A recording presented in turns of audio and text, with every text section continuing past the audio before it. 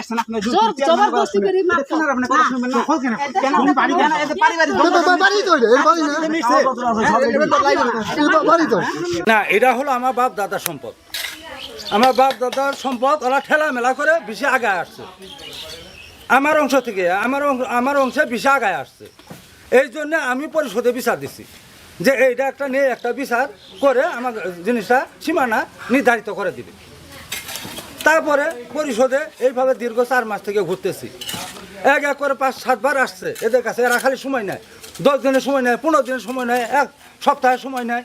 এইভাবে সময় নিতে পরে আমি বিরক্ত হয়ে গেছি মেম্বার সাহেব। হ্যাঁ, তুমি খালি বারবার সময় নাও, এই কারণটা কি? সামান্য কথাতে ওই ভিডিও করে। 4 শতক জমি জোর করে চেয়ারম্যান হুকুম দিয়ে চৌকিদার দিয়ে দখল করা দিতেছে। আমি তো প্রধানমন্ত্রীর কাছে বিচার চাই।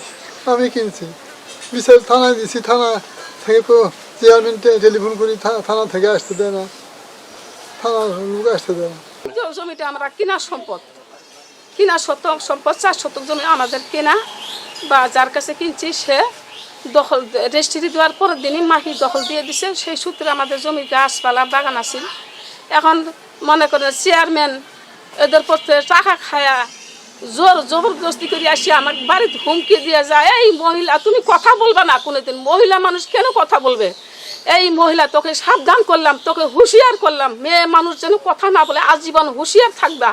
এই জমি আমি নিজে মাফি দেবো, তুমি আটক করার কে? জবরদস্তিভাবে মাফি নেবো আমি, তুমি কে আটক করার? মহিলা মানুষ কি পারবা? আমার স্বামী অসুস্থ পঙ্গু মানুষ, একদম বীর মুক্তিযোদ্ধা, সে দেশের জন্য যুদ্ধ করছে। আমার শাশুড়ির একটাই সন্তান, সে ছেলে, সে দেশের জন্য যুদ্ধ করছে। সে দেশের জন্য আজকে অসম্মান, তার বাড়ি ঘর বউ বাচ্চার উপরে এত হামলা, জমির উপরে দখল করে নিতেছে, জমি দখল করে ওয়াল দিয়ে নিতেছে। চেয়ারম্যান আমাকে হুমকির মধ্যে রাখছে, আমাদের জীবন নেই, নিরাপত্তা নেই। আমাদের প্রধানমন্ত্রীর কাছে আমি আবেদন করি, সেজন্য আমাদের বিচার করে, আমরা বিচার চাই। ঢালাইয়ে দৃঢ়তা, নির্মাণে নিশ্চয়তা, প্রিমিয়ার সিমেন্ট, ঢালাইয়ের রাজা। চেয়ারম্যান একদিন একটা সালিশ ডাকে, আমরা বসি সালিশে। হঠাৎ করে তিনি কাগজপাতির সমস্যা মনে করেন। উনি বলে যে কাগজপাতি তোমরা কিছু জমি তোমাদের ছেড়ে দিতে হবে। আমরা বলছি স্যার এখন কোর্টে, আমরা থানায় বসি অথবা কোর্টের মাধ্যমে এটা সমাধান করি। কিন্তু উনি বলছে যে না, ওখানে ওইভাবে হবে না। উনি জোর জবরদস্ত করে আমার হুমকি দিয়ে যায় দখল করবে। পরে 2 দিন পরে উনি রাত্রে খবর দেয় যে পরের দিন তারা চৌকিদার মেম্বার সহ যায় দখল করবে। ঠিকই চৌকিদার মেম্বার সহ আসে, জোর জবরদস্তি করে দখল করে। আমি 99 নম্বরে ফোন দিয়েও পরবর্তীতে থানার সাথে যোগাযোগ করি। তো থানায় লিখিত অভিযোগ দিতে বলে, সেখানে যাওয়ার সময় তারা ভাঙচুর শুরু করে। ঘটনা এখন ওরা ওদের ভাগির জমিনে এরা নিচে 4 শতক, ওরা নিচে 8 শতক নিয়া ওরা দলিল বলে করছে আগে, এরা বলে করছে পাশে।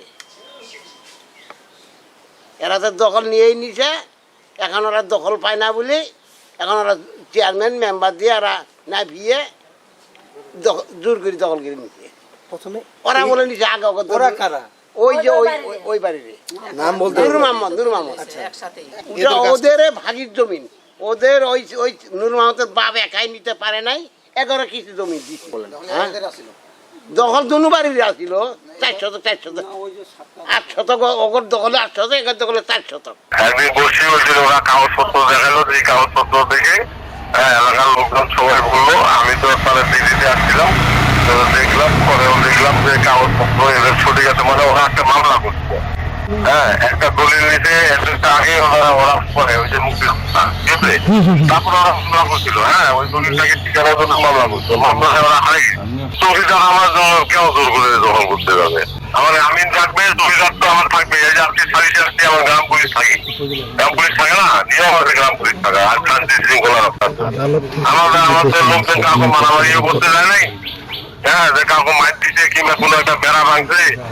আমরা তো যাচ্ছি, বাধা নিষেধ করতেছি। আমরা যখন যাচ্ছি তখন মনে করেন যে বন্ধ থাকতেছে বা করতেছে না।